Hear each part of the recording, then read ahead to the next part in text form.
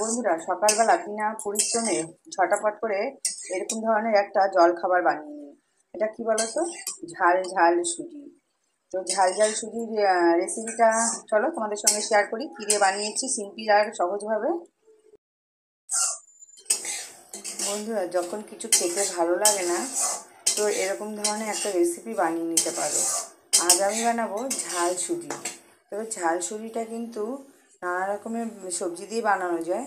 তা সেই সবজিগুলো আমার কাছে নেই, তো তার জন্য আমি কোনো সবজি দিয়ে বানাবো না, এটা আমি বানাবো শুধু আলু দিয়ে, আলু আর পেঁয়াজ দিয়ে। তো আমি যেভাবে বানাবো তোমরা যদি বানাও অবশ্যই দারুণ লাগবে খেতে।